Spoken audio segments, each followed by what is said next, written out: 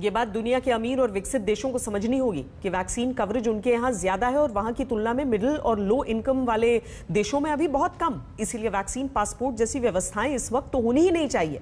भारत ने शुरू से इसका विरोध किया है। भारत ने G7 से लेकर G20 तक हर मंच पर अपनी ये बात रखी है। दूसरी बात यह है कि अगर कोविशील्ड जैसे टीकों से वैक्सीनेशन को मान्यता नहीं दी जाएगी तो दुनिया के वो देश क्या करेंगे जहां पर बड़े पैमाने पर कोविशील्ड लगाई जा रही है और जिन देशों को कोविशील्ड के अलावा अब तक कोई विकल्प ही नहीं मिला। अफ्रीका के 54 देशों का अफ्रीकी संघ भी यूरोप के ग्रीन पास वाले सिस्टम पर भड़का हुआ है। इन्हें कोवैक्स अभियान के तहत कोविशील्ड की डोज मिली है। ये अमीर देशों की अन्याय से भरी नीतियां हैं जिसमें पहले तो इन्होंने वैक्सीन बड़ी मात्रा में खरीद कर अपने पास रख ली, अपनी बड़ी आबादी को वैक्सीन लगवा दी और अब जब दूसरे देश किसी तरह से वैक्सीन लगवा रहे हैं तो इसमें भी ये कहा जा रहा है कि जिस वैक्सीन को वो मान्यता देंगे उसी से वैक्सीनेशन करवाने वाले को उनके देश में एंट्री मिलेगी। खबरदार में अब आज की एक और बड़ी खबर का विश्लेषण ये उस वैक्सीन पर है जो भारत की 5वीं वैक्सीन बनने की तैयारी कर चुकी है। आज देश की नामी फार्मा कंपनी जाइडस कैडिला ने अपनी कोरोना वैक्सीन के इमरजेंसी इस्तेमाल का approval drugs controller general of India यानी DCGI से मांगा है। जाइडस कैडिला की इस वैक्सीन का नाम ज़ाइकोव-डी है, जिसे अगर मंजूरी मिली तो यह भारत की 5वीं और देश की दूसरी पूर्ण रूप से स्वदेशी वैक्सीन होगी। देश में अभी टीकाकरण अभियान में कोविशील्ड, कोवैक्सीन और स्पुतनिक वी का इस्तेमाल हो रहा है।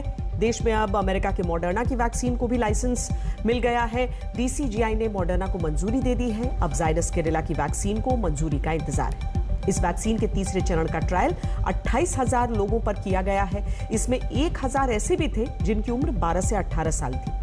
ये देश की पहली वैक्सीन है जिसका ट्रायल 12 से 18 साल के बच्चों पर भी किया गया। ये पहली वैक्सीन है जिसे लगाने के लिए सुई का इस्तेमाल नहीं होगा। ये पहली वैक्सीन है जो DNA आधारित तकनीक पर विकसित की गई है और ये पहली वैक्सीन है जिसके 2 नहीं 3 डोज लगेंगे। ये वैक्सीन दूसरों से कैसे अलग है इसे हम आपको विस्तार से समझाते हैं। कोरोना वैक्सीन पर अब तक दुनिया जो नहीं कर पाई वो भारत करने जा रहा है। कोरोना की ऐसी वैक्सीन तैयार हो चुकी है जिसे लगाने के लिए सुई की जरूरत नहीं।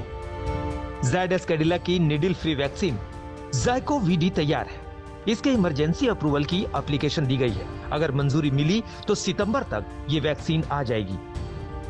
There are multiple steps before launch, so I don't think it's too difficult to predict that because we still have to go through the SEC, the audits, the scale up, and then launch. So we believe it can happen in aggressively 45 to 60 days, but that's what we're looking at.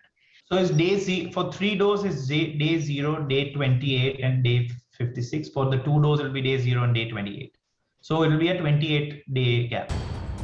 ऐसे लोगों की कमी नहीं है जो सुई से डरते हैं और इसी से वैक्सीन लगवाने में हिचकते हैं। लेकिन कोरोना की इस नई वैक्सीन में सुई का कोई झंझट ही नहीं है।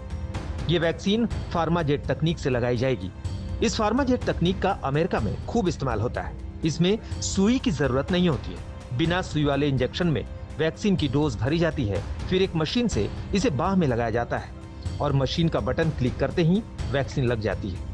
ना कोई दर्द होता है, ना कोई दूसरी तकलीफ होती है, ना इन्फेक्शन का खतरा होता है।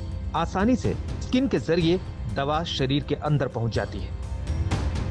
Trial has been done covering an age group starting from 12 all the way to 75 and above. So it covers all and with comorbidities. We are aspiring to make about 5 crore doses by end of this year.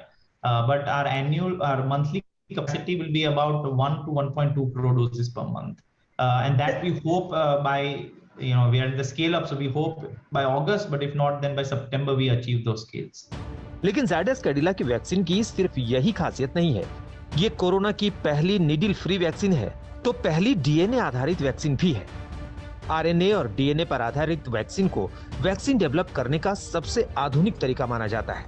ये immune protein विकसित करके virus के संक्रमण को block करता है और कोशिकाओं को संक्रमण से सुरक्षित करता है। दुनिया में अब तक DNA बेस्ड वैक्सीन नहीं बनी है, लेकिन जाइडस कैडिला की इस वैक्सीन की 4 और बड़ी बातें हैं जो इसको दूसरी वैक्सीन से अलग करती है और इसे स्पेशल वैक्सीन बनाती है। सबसे बड़ी बात ये कि इस वैक्सीन का रखरखाव बहुत आसान है। इसमें कोल्ड चेन का झंझट नहीं है। वैक्सीन रूम टेम्परेचर पर आसानी से लंबे समय तक रह सकती है। आसानी से इसे कहीं भी पहुंचाया जा सकता है। दूसरी बड़ी बात ये कि ये वैक्सीन बच्चों के लिए भी सुरक्षित होने का दावा किया गया है। 12 से 18 साल के बच्चों पर वैक्सीन के 2 ट्रायल भी हो चुके हैं और अच्छे नतीजे आए। तीसरी बड़ी बात यह है कि इस वैक्सीन के 1-2 नहीं 3 डोज लगेंगे। ये पहली ट्रिपल डोज वैक्सीन है। पहली डोज के बाद दूसरी डोज 28वें दिन और तीसरी डोज 56वें दिन लगेगी। चौथी बात यह है कि इस वैक्सीन का ट्रायल कोरोना की खतरनाक दूसरी लहर में किया गया। 28,000 लोगों पर ट्रायल हुआ और दावा ये कि वैक्सीन 66% से ज्यादा प्रभावी है। 66% एफिकेसी वाली जाइडस कैडिला की ज़ाइकोव-डी वैक्सीन भारत की दूसरी स्वदेशी वैक्सीन बनेगी। इसके अप्रूवल के बाद इस वैक्सीन को भारत में मार्केट में लाने के लिए कम से कम 60 दिन का वक्त कंपनी ने और मांगा है। इसका मतलब लगभग 2 महीने। इसके बाद भी कंपनी का कहना है कि कम से कम 5 करोड़ जो डोजेस हैं वो साल के अंत तक बना पाएंगे और 1 करोड़ डोजेस तक प्रोड्यूस करने की क्षमता कंपनी के पास आने वाले समय में होगी। इसके लिए उन्होंने एक अलग से फैसिलिटी भी बनाई है, लेकिन याद रहे इस वैक्सीन का दाम अभी तक फिक्स नहीं किया गया है।